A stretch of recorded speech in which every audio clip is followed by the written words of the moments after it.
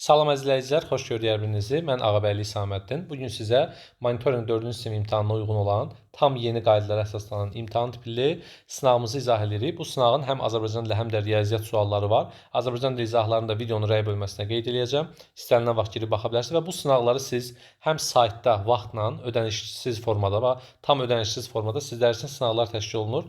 Və yaxud da PDF formasını əldə etmək istəyirsinizsə 077 752 28 93 WhatsApp nömrəsinə yaza bilərsiniz. Bu sınavlar imtahana qədər sizə dəstək formalı paylaşılacaq, izahlarla bir yerdə və sizin buradakı nəticənizlə imtahan nəticəniz demək olar ki, eyni olacaq. Ona görə bu sınavlarda çox diqqətli olun. Başladıq 31-ci sualımızdan. 4A sinifindəki 26 şagirddən 15-i Riyaziyyat dərnəyinə, 13-ü İngilis dil dərnəyinə gedir. 4 nəfər heç bir dərnəyə getmir. Həm riyaziyyat, həm də İngilis dili dərnəyinə gedən neçə nəfər şagird var? Baxın, 26 şagirddən 4 nəfəri heç birinə getmir. Mən 26-dan 4-ü çıxıram və deyirəm ki, 22 şagird dərnəyə gedir. Yəni, dərnəyə gedən ümumi şagird sayı 22 olmalıdır. Amma baxıram ki, 15-i riyaziyyatdadır, 13-ü İngilis dilində. 15 ilə 13-ü toplayanda da görürəm ki, ümumi dərnəyə gedən uşaq sayı 28 olur. Axı 22 uşaq olmalıdır. Necə 28 olsun? Deməli, hansısa uşaqlar hər iki fəndə var. Həm riyaziyyatda adı var, həm ingilis dilində adı var. Yəni, eyni uşağı 2 dəfə saymışıq. Buna görə biz 28-dən o 22-ni ümumi dərnəyə gedən uşaq sayını çıxırıq və tapırıq ki, 6 uşaq həm riyaziyyatın içərisindədir, həm də ingilis dilinin içərisindədir. Bizdən də soruşur ki, həm riyaziyyat, həm də ingilis dili dərnəyinə gedən neçə şagird var? A variantı 6 şagird var. A yazanlarımız doğru cavabı qeyd ediblər. Gəldik 32-ci sualımıza. Kvadrat formalı bağın tərəfi 24 metrdir. Deməli, bizim bir dənə kvadrat formalı bağımız var və bunun tərəfi neçə metrdir? 24 metrdir. Yazdım bura 24. Bu bağın ətrafı boyunca küncdən başlayaraq hər 4 metrdən bir dirək bastırıldı. Bağın ətrafına cəmi neçə dirək bastırıldı? Bu tipli məsələlərdə siz bağın perimetrini tapmalısınız. Çünki bağın perimetri onun bu ətrafındakı xətlərin cəmidir. Perimetr necə tapılır? 4 vurulsun 24. Yəni kvadratın bir tərəfini 4-ə vuracam. Bağın nəyini tapacam? Perimetrini tapmış olacam. 24-ü də 4-ə vuranda eləyir 96 metr. İndi mən bu 96 metrin içərisində neçə dənə 4 metrlik ara var? Hər 4 metrdən bir bastırırlar. 96-nı böləcəm 4-ə bərabər. 96-nı 4-ə böləndə neçə eləyəcək? Eləyəcək ilə 24. Qapalı fiqur olduğuna görə ağacın sayı ilə aralığın sayı bir-birinə bərabərdir. Yəni, ağac aralıq məsələsində normalda ağac çox olur, aralıq az olur. Amma bu birləşmiş qapalı bir fiqur olduğuna görə burada 24 həm ağacın sayıdır, yəni dirəyin sayıdır, həm də aralığın sayıdır. Ona görə A variantı 24 bizim doğru cavabımızdır. 33. Kənan pulunun 5-dəki hissəsinə kitab, qalan pulunun yarısına dəftər aldı. Kənanın cibində 18 manat pulu qaldısa, onun neçə manat pulu var? Bax, 5-dəki hissəsinə kitab aldır. 5-də 2 hissəsinə kitabı aldı. Yazdım bura kitab. Nə qədər pulu qaldı? 5-də 3 hissə qaldı. Hissə qaldı. Sonra deyir ki, qalan pulunun yarısına dəftər aldı.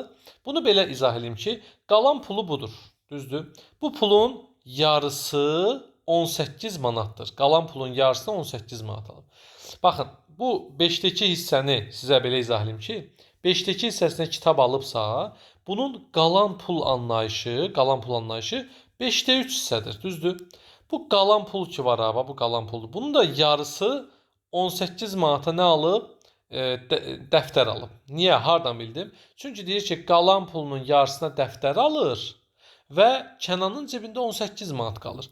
Deməli, bunun qalan pul anlayışı 18 manat və 18 manat imiş. Yəni, qalan pulunun yarısına dəftər aldı və cibində digər yarısı qaldı. Digər yarısı da neçə manatdır? 18 manatdır. Bunu sizə şəkillə göstərim. Çünki ibtidai sinif şagirdləri bunu başa düşməkdə biraz çətinlik çəkirlər. Baxın, bu adamın 1, 2, 3, 4 və 5. 5 hissəli pulu var. 5 hissəli pulu var. 5-də 2-sini, bax 5-də 2-sini xərclədi. Yerdə bunun 5-də 3 hissə nəyi qalır? Pulu qalır. 5-də 3 hissə pulu qalır. Bax, bu aşağı hissə, düzdür?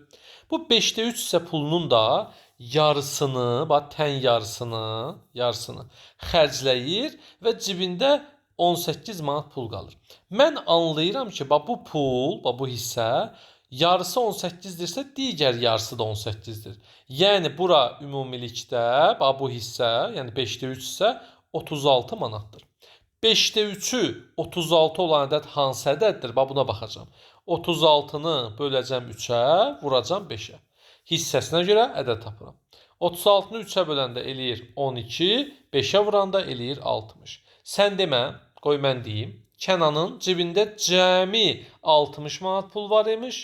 5-də 2-sini xərcləyir, qalan pulunun yarısını xərcləyir və yenə 18 manat pulu qalır. 34, baxaq 34-ə.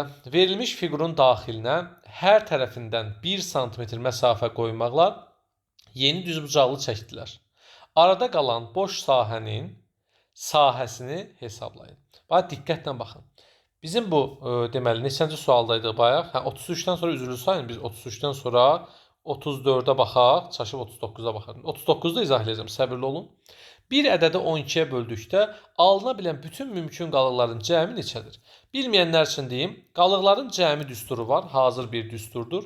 N vurulsun, N çıx 1 bölü 2. Sizin işinizi rahatlaşdıracaq. N burada 12-dir, yəni böləndir.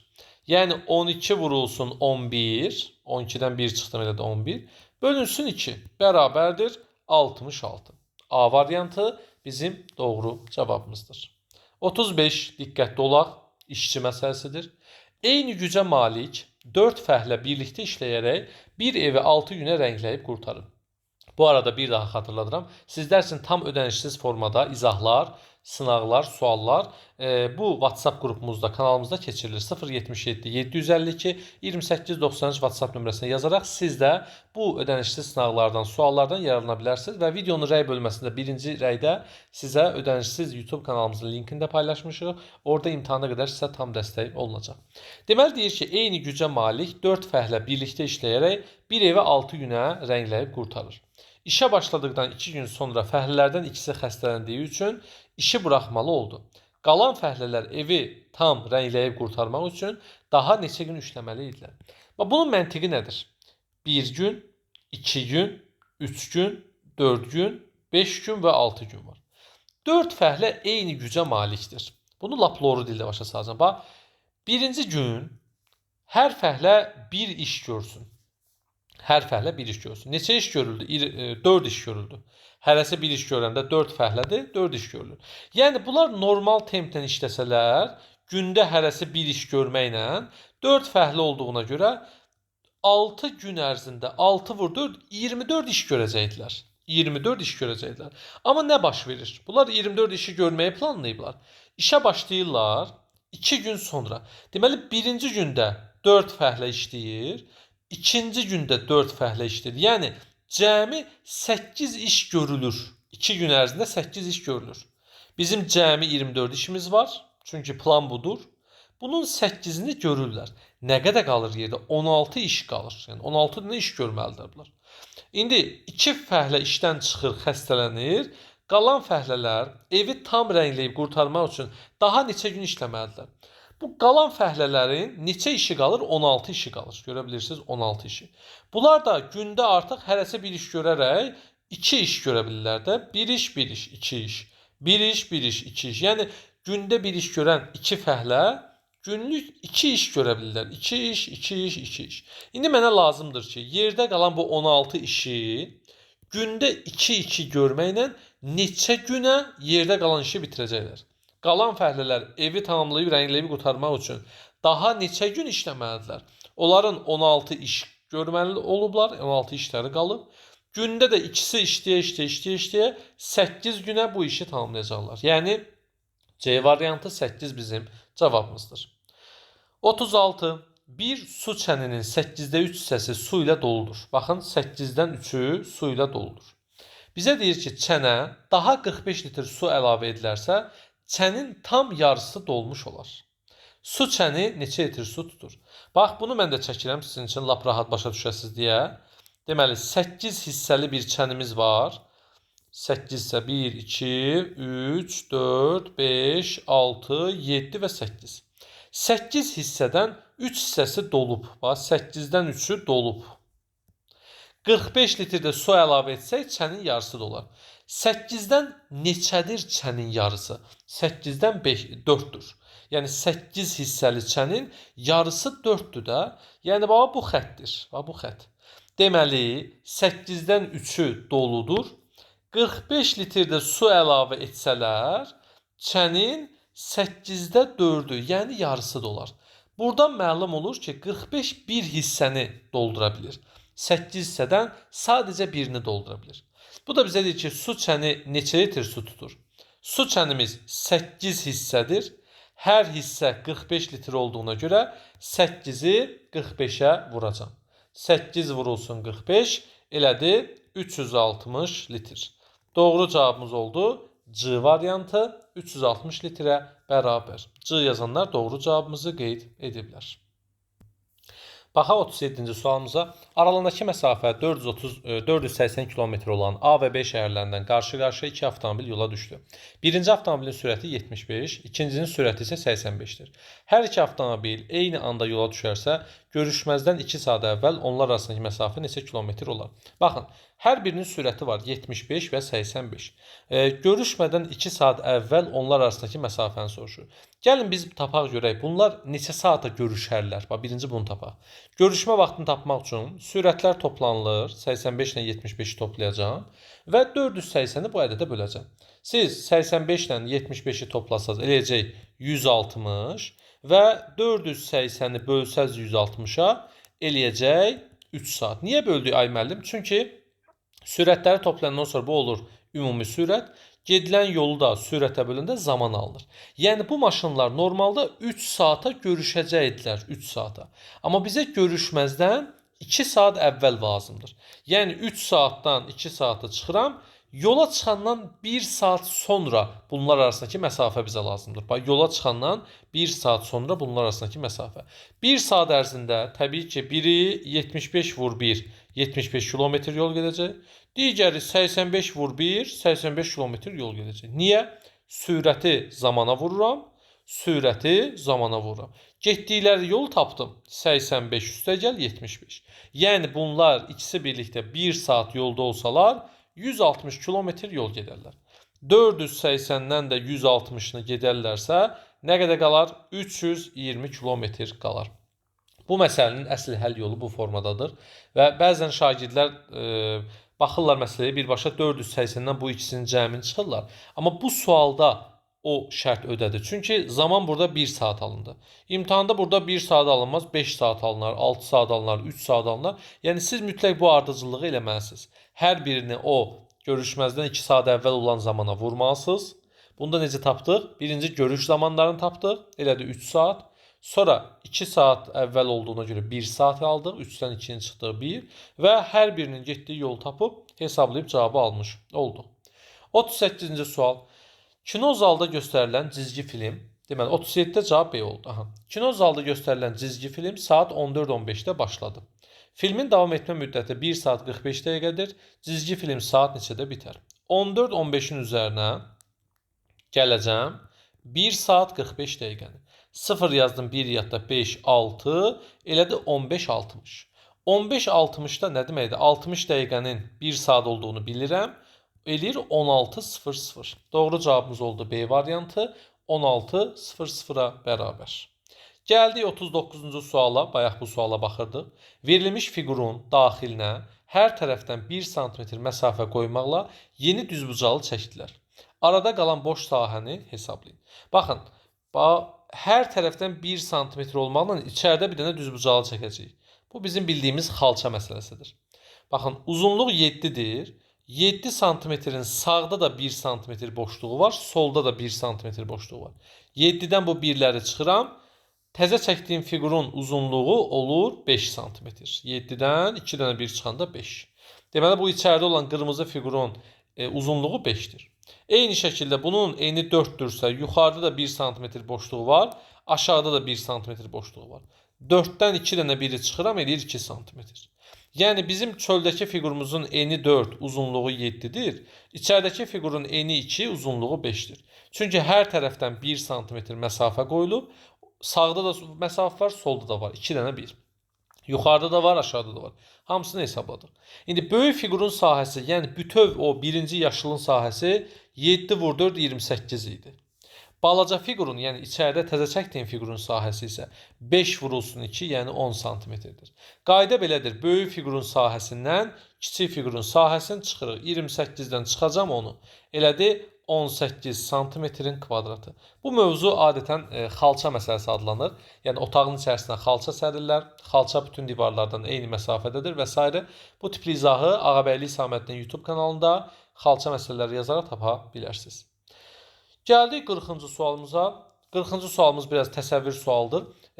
Fəza fiqurları Ağabəyli İsaməddin yazaraq fəza fiqurlarla bağlı beyninizdə təsəvvürləri formalaşdırmağa kömək edən bir izaha baxa bilərsiniz.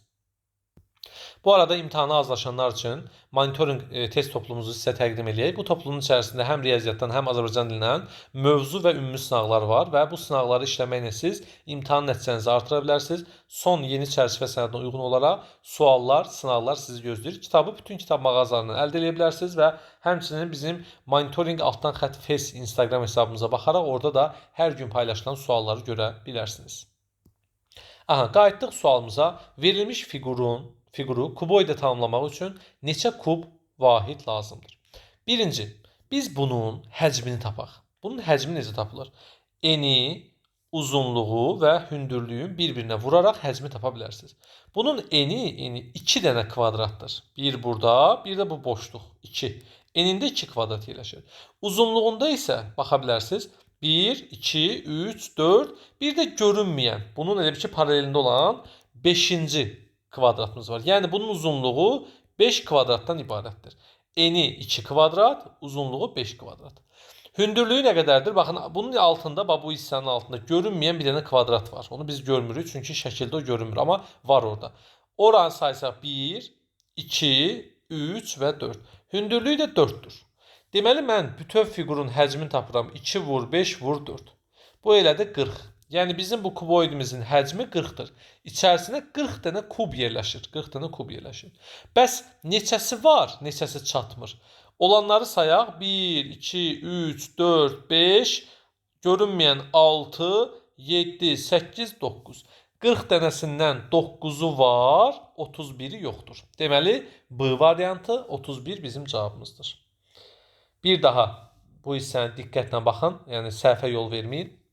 Bütövümüz 2 vur 5 vur 4 40'dır. 40'ından 9'u var, neçəsi yoxdur? 31'i yoxdur. B variantı bizim doğru cavabımızdır. 41-ci sualımıza baxırıq. Deyir ki, Abbas sıranın əvvəlindən 5-ci, sonundan 10-cu nəfərdir. Sırada ən çox neçə nəfər var? Bu adam sıranın əvvəlindən 5-ci, sonundan 10-cu nəfərdirsə, sıradakı adam sayını necə tapa bilər? Gəlin qarlamamızı açaq. Bu sualın şəklini də sizə göstərəcəm. Sıranın əvvəlindən 5-cidir. Baxın, 1, 2, 3, 4 və 5. Abbas buradadır. Yəni soldan sayanda 5-cidir. Sağdan sayanda isə 10-cudur. Yəni buradan başlayanda 10, 9, 8, 7, 6, 5, 4, 3, 2 və 1. Sağdan sayanda, yəni sonundan sayanda 10, əvvəlindən sayanda 5-cidir. Həqiqətən də Abbas buradadır. İndi sıradakı ümumi adam sayına baxaq. 1, 2, 3, 4, 5, 6, 7, 8, 9, 10, 11, 12, 13 və 14. Bunu mən qısa yol kimi deyə bilərəm ki, topla 1 çıx.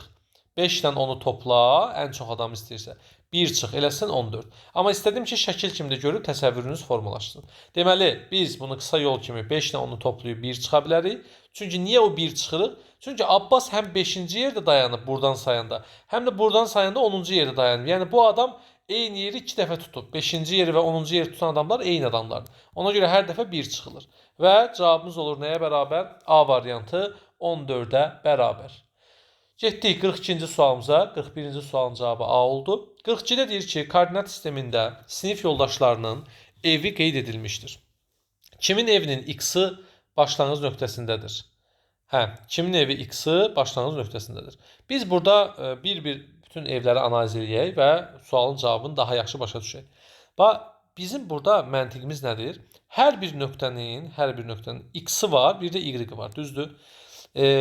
Bu nöqtənin məsələn, bu nöqtənin x-i, x oxu bilirsə aşağıdakı oxdur. Y oxu da yuxarıdakı oxdur. Bunun x-i 2-dir, y-i 2-dir. Lalənin x-i 3-dür, y-i 3-dür. Pərinin x-i 3-dür, y-i 5-dir. Malikin x-i 4-dür, y-i 0-dır. Görə bilirsiniz. Şalənin x-i 7, y-i 2.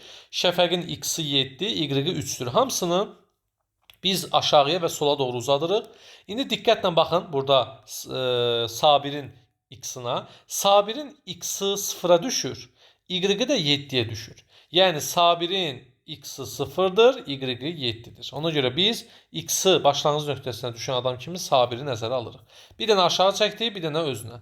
Bir dənə aşağı, bir dənə y-ə. Bir dənə aşağı, bir dənə y-ə. Yəni hər bir nöqtəni həm x oxuna doğru uzadırsan, həm də y oxuna doğru uzadırsan. Bu elə y oxunun üzərində de uzatmağa yer yoxdur. Ancaq x-a doğru uzadanda bunun x-i 0 olmuş olur. Cavab oldu C variantı.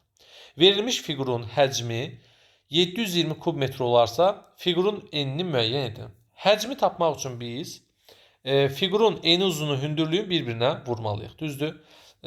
Burada fiqurun uzunluğunu müəyyən edin yazılmalıydı. Onsuz da sualın cavabı düz gəlir. Amma yenə də cümləni düzəldik. Deməli bunun eni 3-dür. Uzunluğun bilmirəm, x yazdım. Burada indi en kimi qələmə verilib, amma fərqi yoxdur. Ədədi axtarırıq onsuz da ədəd bizə doğru cavabı tapmağa kömək edir. Bax, bura x-dir, bilmirəm. Həcmi tapanda 3-ü vuracam x-a, vuracam 12-yə, bərabərdir. Neçə eləyəcək? 720 eləmiş olacaq. İndi 3-dən 12-ni vuranda 36 vur x bərabərdir 720. X də bərabərdir 720-ni böləcəm nəyə? Deməli 720 bölünsün 36. Elədi 20-yə bərabər. Deməli axtardığımız isə, yəni sual işarəsinin yerində 20 metr dayanıb. B variantı bizim doğru cavabımızdır. Bu videomuzu bəyənin, paylaşın ətrafınızdakı sinif yoldaşlarınıza, əgər ibtidai sinif müəllimləri kimi bizi izləyirsinizsə, öz şagirdlərinizə və yaxud da valideynsinizsə, valideynlər qrupuna göndərərək siz də digər imtahana hazırlaşanlara kömək ola bilərsiniz. Həm bunun PDF formasını, həm bunu normalda PDF-i işlətmək rahatdır. Amma saytda vaxtla işləmək şagirdləri daha da belə deyək də imtahana hazırlayır. Həm vaxtın getməyini görürlər, həm kompüter bilikləri artır. Düzdür, hələ ki çox yerdə, yəni vərəq üzərində olur imtahanlar, amma gələcəyində düşünülür ki, monitorinq imtahanları kompüter üzərində də ola bilər. Ona görə siz elə saytda girərək, yəni bu nömrəyə yazın, sizə saytın linkini göndərsinlər, pulsuz şəkildə girin. Həm övladınız yanınızda, şagirdiniz yanınızda, yəni kompüterlə, telefonla bu sualları rahatlıqla işləsin. 44. Ananın yaşı qızının yaşının 2 mislidir. Aha. 3 il sonra isə ikisinin yaşları cəmi 60 olacaq. Mən burada bir tənlik qurmağı da göstərim sizə. Ana və qızı var. 2 misil 2 dəfə çox deməkdir. 2 misil 2-yə vurmaq deməkdir. Qızın x yaşı var, bilmirəm. Ananın isə 2 dənə x yaşı var. Bunu hissə modeli ilə göstərək. Qızın yaşı 1 kvadratdır. Ananın yaşı 2 kvadratdır. Bax, bu qədər sadə. Yəni 2 dənə kvadrat. İndi bizə deyir ki, 3 ildən sonra. 3 ildən sonra deyəndə, bax, ananın yaşı 2 dənə kvadratdır. Qızın yaşı 1 dənə kvadratdır. Bir hissədir. 3 ildən sonra anada 3 yaş böyüyəcək. Qızı da 3 yaş böyüyəcək. İnsanlar paralel böyüyür də. Ola bilər, mən böyüyüm, siz balaca qalasınız. Olmaz belə şey. Bunların cəmi yaşı neçə olacaq? 60 olacaq.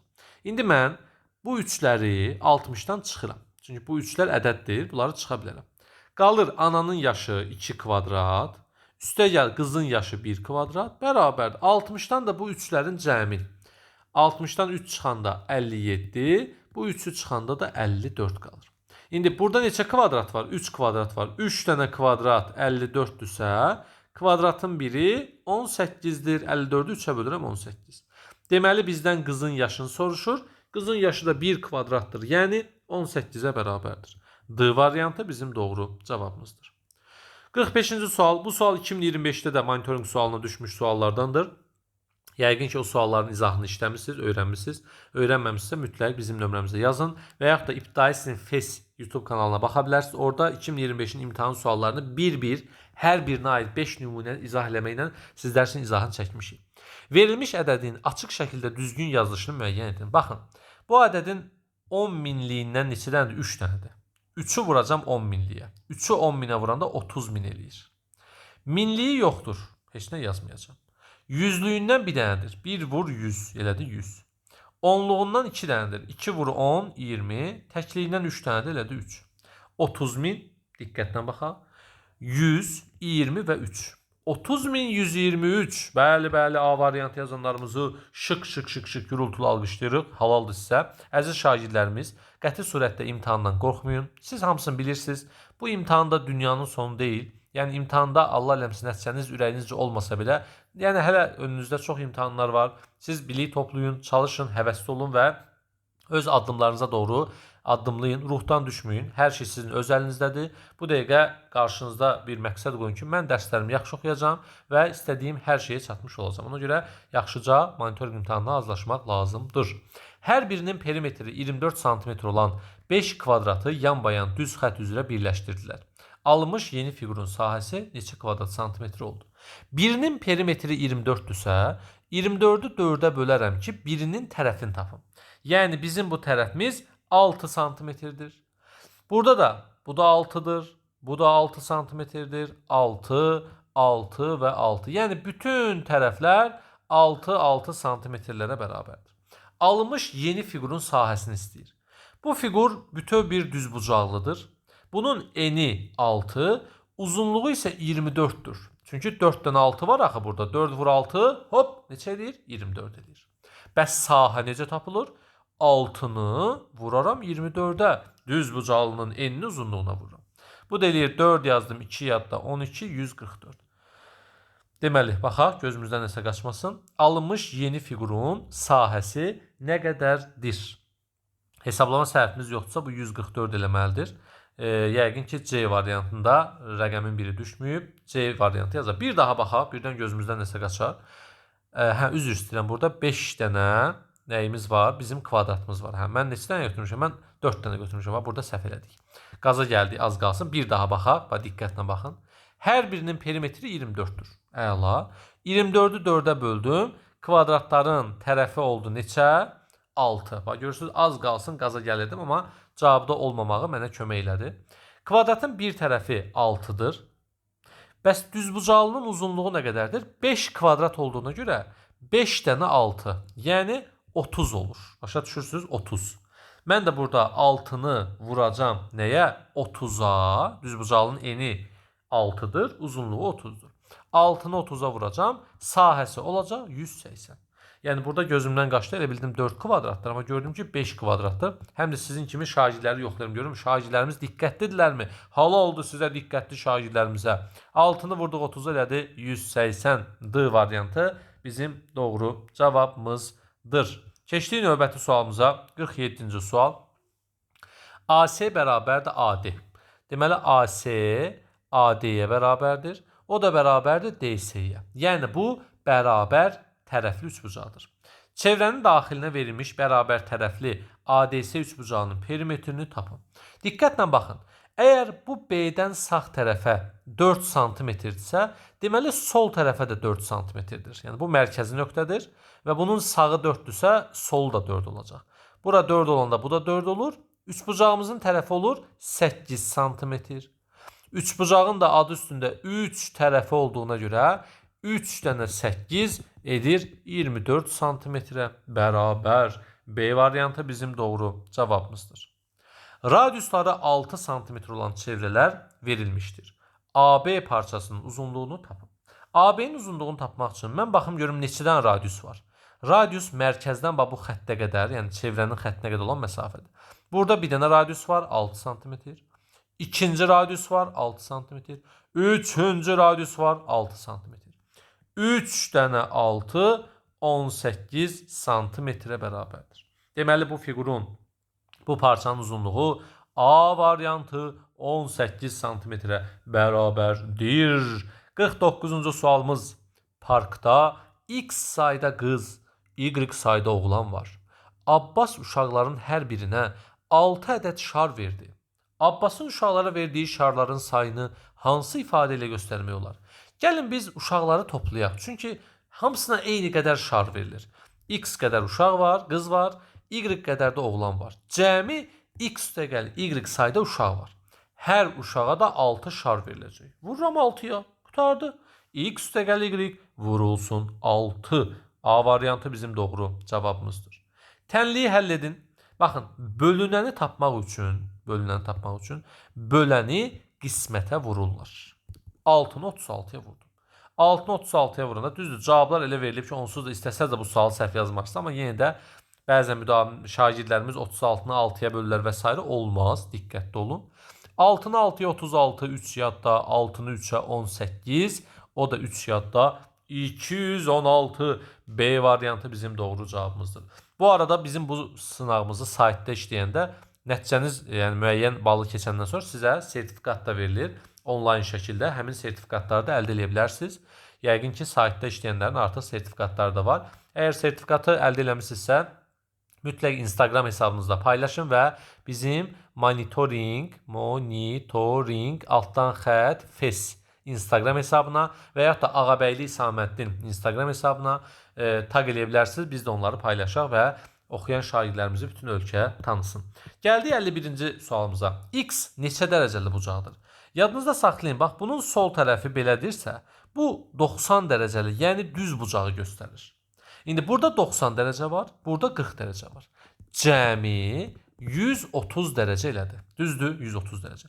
Ümumi nə qədərdir bəs? Ümumi açıq bucaq olduğuna görə bu 180 dərəcədir. 180-dən 130 dərəcəni çıxaram, yerdə qalar 50 dərəcə. D variantı 50 dərəcə bizim cavabımızdır. 52-ci sual. Bir divarın sahəsi 15 kvadrat metrdir. Hər 1 kvadrat metr sahəyə 4 ədəd kafel sərf olunur. Hər bir kafelin qiyməti 1 manat 20 qəpikdir. Divarın üzlənməsi üçün neçə manat pul lazımdır? Divarın sahəsi 15-dir. Hər 1 kvadrata 4 kafel gedirsə, 15-i vuraram 4-ə, 60 kafel lazım olduğunu taparım. Kafelin biri də 1 manat 20 qəpikdir. 60-ı vuracam 1 manat 20 qəpiyə. Bunu onluq kəsirlə yazmaq istəyirəm. 1 manat 20 qəpik 1,2 manat deməkdir. 1,2 manat. Yenə deyirəm, 1 manat 20 qəpiyi, məsələn, 120 qəpiyi yazıb da tapa bilərsiniz. 60-ı vurarsınız 120-yə, eləyər 72, daha sonra 7200 qəpik, 7200 qəpik. Bu da 72 manat deməkdir. Yəni seçim sizindir. İstəyirsiniz qəpi ilə yazın, istəyirsiniz manatla yazın. Onsuz da axırda cavabı siz məcbur manata çevirməli olursunuz. B variantı bizim doğru cavabımızdır.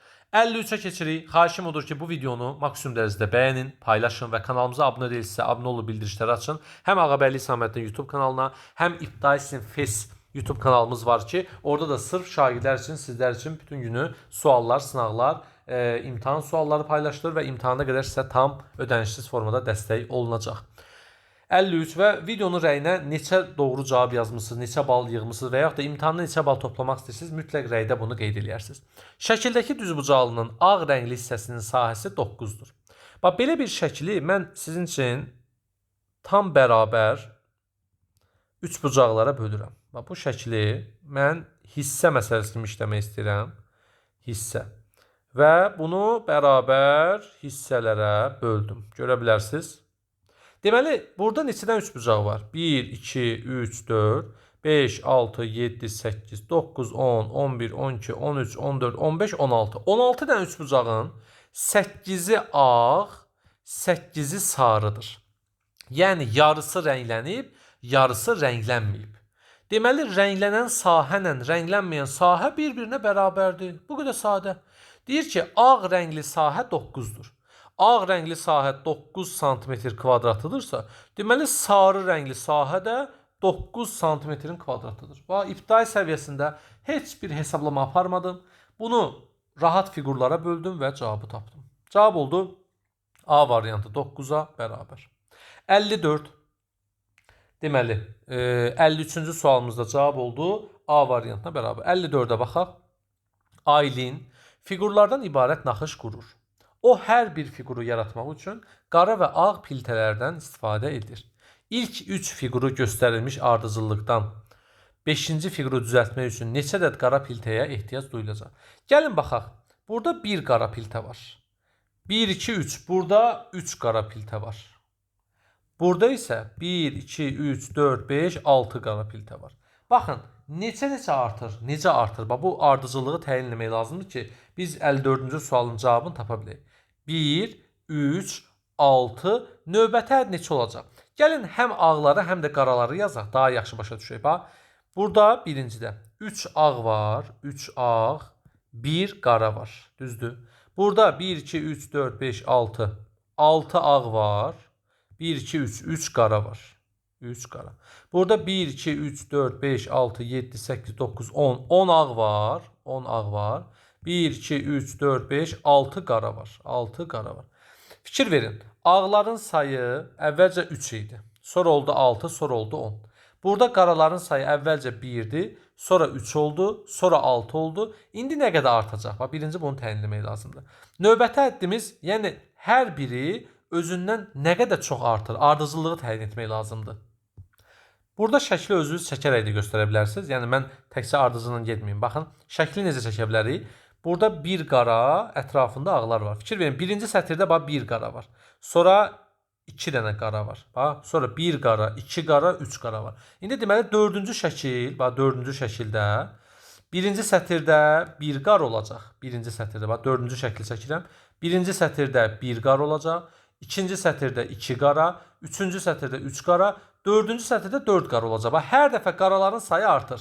Yəni buradakı ardıcıllığı belə başa düşün ki, əvvəlcə 1 qara var idi. Sonra burada 1 qara və 2 qara oldu. Yəni cəmi 3 qara. Sonra 1 qara, 2 qara və 3 qara oldu. Görə bilirsiniz, cəmi 6 qara. İndi 1 qara, 2 qara, 3 qara və 4 qara cəmi 10 qara olacaq dördüncü şəkildə. Amma 5-ci şəkildə biz 5-i axtarırıq. 1 qara, 2 qara, 3 qara, 4 qara və 5 qara olacaq. Yəni cəmi 15 dənə qara olmuş olacaq. Cavabımız C olacaq. Bir daha deyirəm əziz şagirdlər, nəyi anlamırsınızsa rəy bölməsində yenə soruşa bilərsiniz. Burada neçə qara var? 1 sətir var və 1 qara var. Burada isə birinci sətirdə 1 qara, ikinci sətirdə 2 qara var. Birinci sətirdə 1 qara, ikinci sətirdə 2 qara, üçüncü sətirdə 3 qara var. Hər dəfə qaralar və sətirlər artır.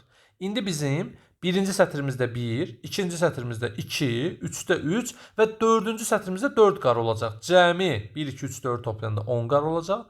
Beşincidə isə 1, 2, 3, 4, 5 hamısını toplayanda 15 qara olmuş olacaq. C variantı bizim doğru cavabımızdır. 55-ci sualımıza baxırıq. Baxaq 55-ə. 55-də bizə deyir ki, deməli, bu kisələrdəki narların sayı müəyyən bir qanun uyğunluqla dəyişir. Qanun uyğunluğu davam etdirsək, içində yalnız bir ədəd nar olan kisə neçənci kisə olmuş olar? Fikir verin, 128 idi, 2-yə böldülər, 64 oldu. 2-yə böldülər, 32 oldu. 2-yə böldülər, 16 oldu. İndi baxın, 5-ci kisədə 16-nı 2-yə böləcəm, 8 nar olacaq. 6-cı kisədə 8-i 2-yə böləcəm, 4. 7-ci kisədə 4-ü 2-yə böləcəm, 2. Üzr istəyirəm. Üzr istəyirəm, boğulmuşdum az qala. Deməli, 8-ci kisədə isə 2-ni 2-yə böləcəklər, 1 nar olmuş olacaq. Deməli, hər dəfə kisələr 2-yə bölünməklə davam edən ardıcıllıq var. 128-i 2-yə böldülər, 64. 2-yə böldü, 32, 16, 8, 4, 2 və 1. 8-ci kisədə 1 nar qalmış olacaq. D variantı 8-ci kisə bizim doğru cavabımızdır. 56. Hər qabda 6 armud olmaqla 2 qab armud var. Bütün armudların ümumi qiyməti 24 manat olarsa, bir ədəd armud qiyməti neçə manatdır? Hərəsində 6 armud var. 2 qab var. 6-nı 2-yə vururam. 12 armud var. 12 armud 24 manatdırsa, 24-ü 12-yə bölərəm. 1 armud 2 manat olmuş olar. 56-cı sualın cavabı 2-dir. Manatla soruşur. Yəni manat yazma vəziyyətdə deyilsiniz. 2 yazsaz bəsdir. Açıq suallarda bilirsiniz ki, monitorinq imtahanında var. Sualın cavabı oldu 2-yə bərabər. Getdik növbəti suala əjdahalarımız. 57-ci sual. Diqqətli olaq. 57-də bizdən nəyi soruşur? İkinci sinifdə cəmi neçə şagird var? İkinci sinifdə cəmi neçə şagird var? İkinci sinifdə diqqətlə baxın. Və burada birinci sinifdir, burada ikinci sinifdir. İkinci sinifdə, bax yaxınlaşdıram bunu. Şahmat oynayanların sayı 5 nəfərdir. Cüdoya da məşğul olunan sayı 5 nəfərdir. Tennisdə məşğul olunan sayı 7 nəfərdir. Gimnastikada məşğul olunan sayı 3 nəfərdir. Bizdən bulan cəmini soruşur. 5, 5, 7 və 3. Cəmi 20. Sualın cavabı 20. Müəllim, bəs birinci sinif? Ehtiyac yoxdur. Sadəcə məlumat kimi verib, səni çaşdırmaq üçün. Keçdik, deməli, 58-ə. Burada bu suallarda, deməli, həlli tələb olmayan açıq sual idi. Həll tələb olunmurdu. İndi gəldik 58-ci suala. Bu da həlli tələb olunmayan açıq sualdır. Yəni bunun birbaşa cavabını yazacağıq. Birinci sinif üzrə judo üzrə hazırlaşan şagirdlərin sayı. Deməli, birinci sinifdə judoya gedən şagirdlərin sayı 7-dir. İkinci sinifdə tenis və gimnastika üzrə hazırlaşan şagirdlərin sayından nə qədər azdır? İkinci sinifdə tenisə gedənlərin sayı 7-dir. Gimnastika gedənlərin sayı 3-dür. 7 üstə gəl 3, 10. Deyir ki, bu 7. Bu 10-dan nə qədər azdır? 10-dan 7-ni çıxıram, 3 vahid azdır. Həlli tələb olunmayan açıq sual, cavab oldu 3. C variantı bizim, 3 bizim doğru cavabımızdır. 59-a gəldik, 59-cu sual. Həlli tələb olunan açıq sual. Görək bunu necə həll edəcəyik? 59-da. Deyir ki, basketbol yarışında sarı komandanın əldə etdiyi birinci, ikinci və üçüncü yerlərin sayı cədvəldə göstərilmişdir. Sarı komanda 2 ədəd birincilik var, 2 dənə birincilik var. 3 ədəd ikincilik, 1 ədəd üçüncülük qazanıbsa, ümumilikdə neçə xal qazanmışdır? Bunun həlli tələb olunur. Nə edəcəyik? Diqqətlə baxın. 2 dənə 4 xalı varsa yazacaqsınız. 2 vurulsun 4 xal. Bunu indi ayrı-ayrı da yazmaq olar, birbaşa da yazmaq olar. Mən sizə bir neçə üsul göstərəcəm burada, amma tövsiyə olunur ki, birbaşa yazmanız daha yaxşı olar. Həlli tələb olunan açıq sualda. 2-ni 4-ə vurdum. Nə qədər edir? 8 edir. Bunu mötərizəyə alıram. Üstə gəl. 3-ü 3-ə vuracam. 3 vurulsun 3. Elədi 9. Üstə gəlsin. Əslində bunları mötərizəyə almağa heç ehtiyac qalmır. Çünki vurma olanda onsuz da birinci vurma olmalıdır. Heç mötərizə yazmayın. 2 vurulsun 4. Bunların xalı 8. 3 vurulsun 3. Bunların xalı 9. 1 vurulsun 2. Buradakı xallar elədi 2. Bunların hamısını toplayıram. 2 vurulsun 4 elədi 8. Üstə gəl 9. Üstə gəl 2 bərabər. Onun üstə 9 gələndə 19 eləyir. Burada indi şagird nə yazsa daha açıqlayıcı olar. Siz burada izah verə bilərsiniz ki, 4 xal alanların, yəni vaxtınız qalanda əgər orada yazı yeri varsa, siz bunu bu şəkildə qeyd edə bilərsiniz. 4 xal alan 2 komanda varsa birinci yer üçün, buna görə 4-ü 2-yə vururuq, onların cəmi xalı 8 olur. 3 xal alan 3 komanda varsa, 3-ü 3-ə vururuq, cəmi xallar olur 9. 2 xal alan 1 komanda varsa, 2-ni 1-ə vururam və olur 2 və sonda bütün xalların cəmi 8, 9 və 2 olur 19-a bərabər. Doğru cavabımız olur 19. 59-cu sualımızın cavabı oldu 19-a bərabər. Bu sual haqqında bir daha məlumat verim. Yəni şagirdlər bu sualda nə qədər açıqlayıcı olsalar, o qədər yaxşıdır. Orada sizə yazmağa böyük yer veriləcək. Yəni cümləni bu şəkildə yaza bilərsiniz ki, 4 xal olan 2 komanda var. Komanda 2 ədəddir. 4 xal olan 2 komanda olduğuna görə 4-ü 2-yə vurarıq. 8 xal onların xalıdır.